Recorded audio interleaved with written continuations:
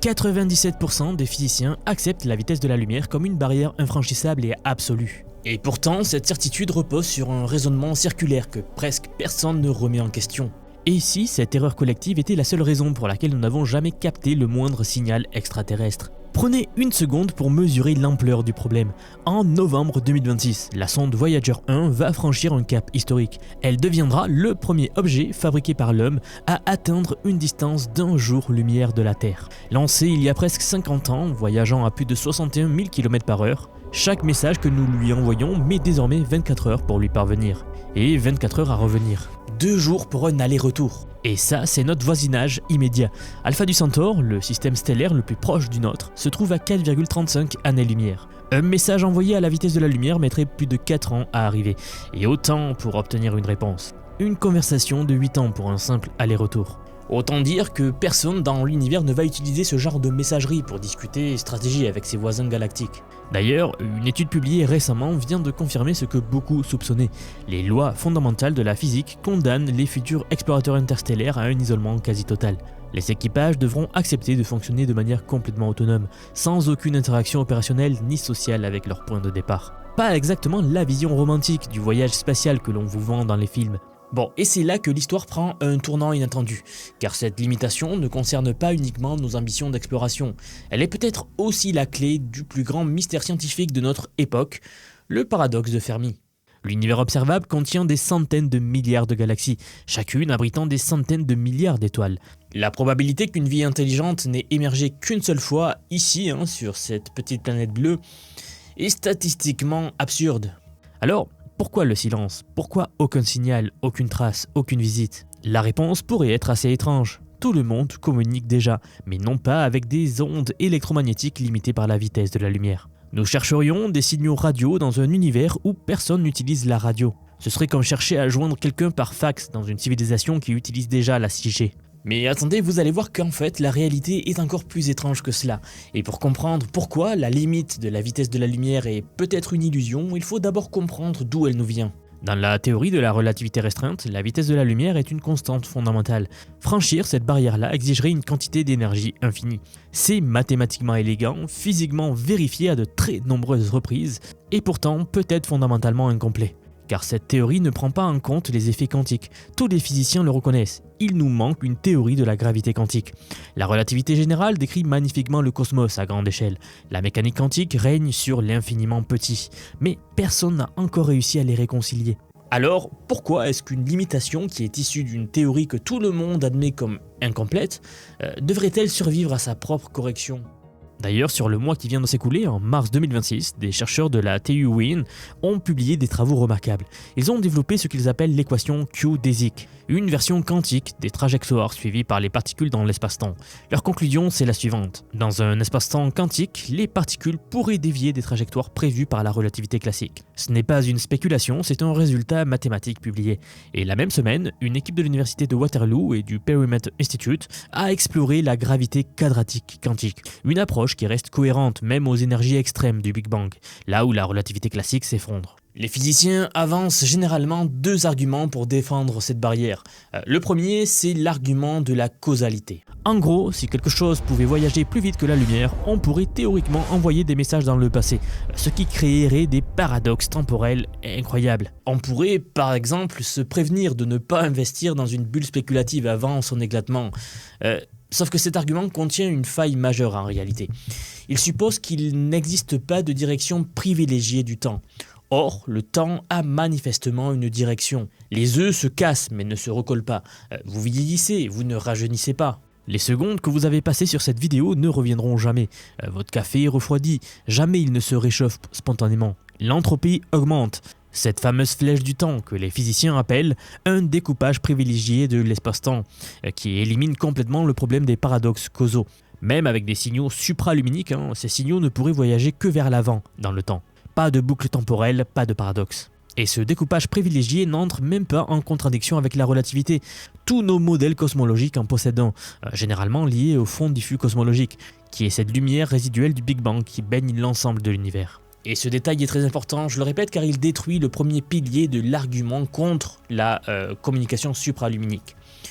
Ayant dit cela, passons au second pilier. La physique quantique elle-même. On entend souvent que la physique quantique est non locale, des particules intriquées qui semblent partager un lien instantané, quelle que soit la distance qui les sépare. Deux particules intriquées qui sont éloignées de milliards de kilomètres. Et quand vous allez toucher à l'une, l'autre va réagir instantanément, plus vite que la lumière, comme si l'information s'est téléportée. C'est très séduisant, n'est-ce pas ?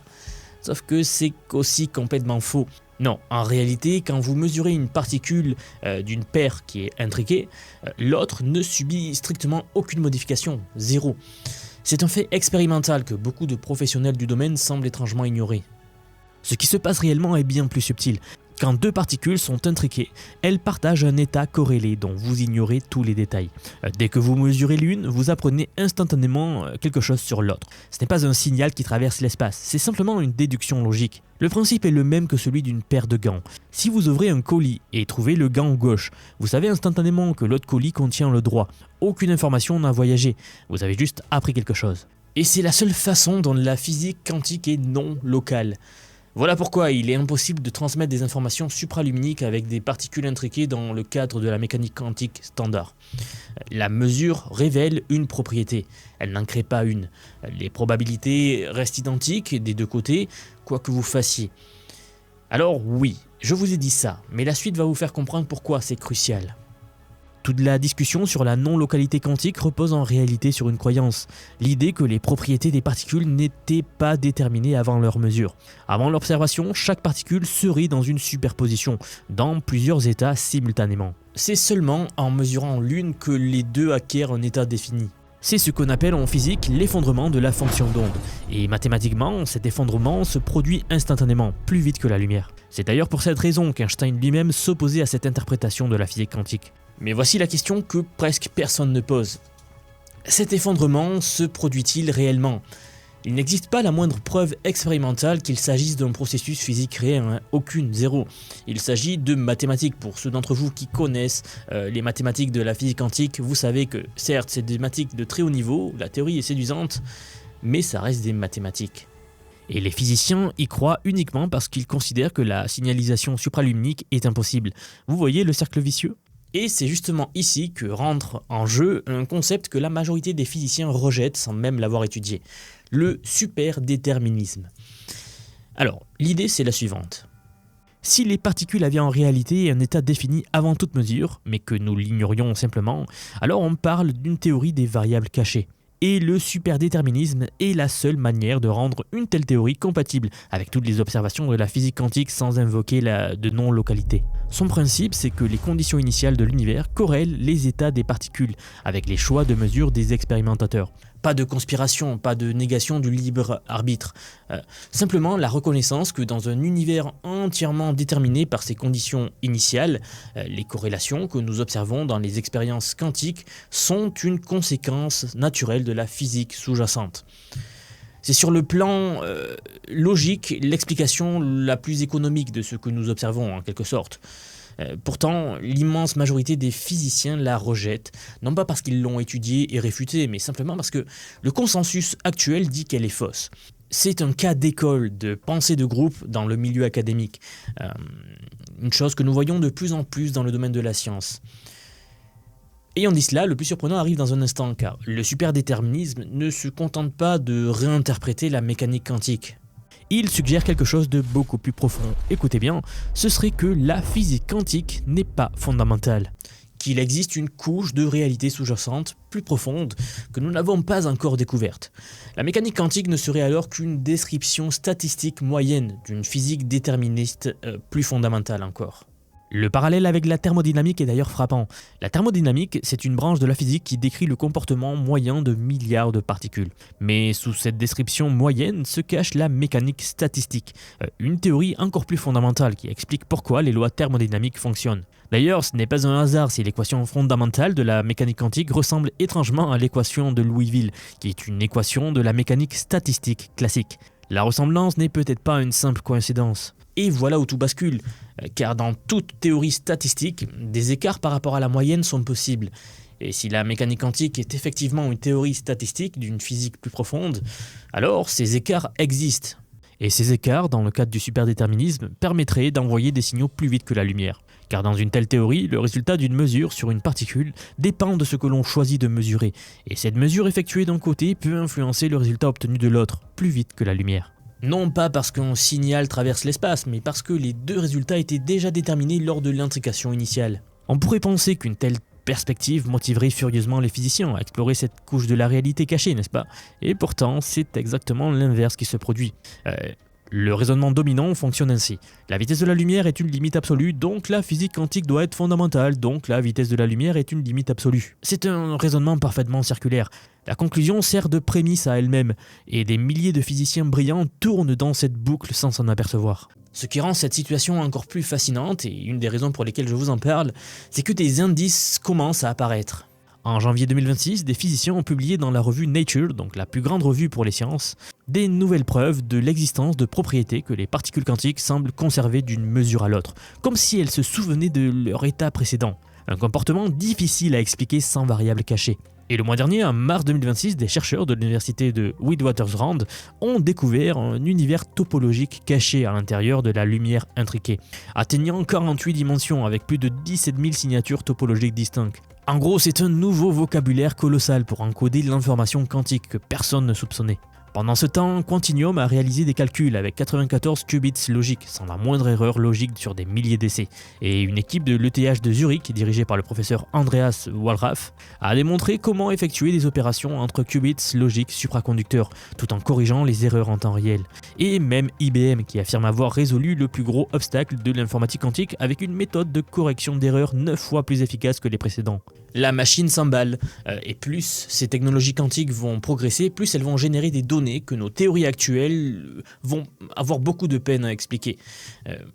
D'ailleurs, voici ce qui va probablement se passer dans les fondements de la physique au cours de la prochaine décennie. Les ordinateurs quantiques vont continuer leur progression fulgurante, les expériences vont se multiplier, et certaines observations ne colleront tout simplement pas avec le cadre standard. L'électrochoc pourrait venir d'un domaine extrêmement bien connu par vous, les spectateurs de Vision IA. Je parle de l'intelligence artificielle.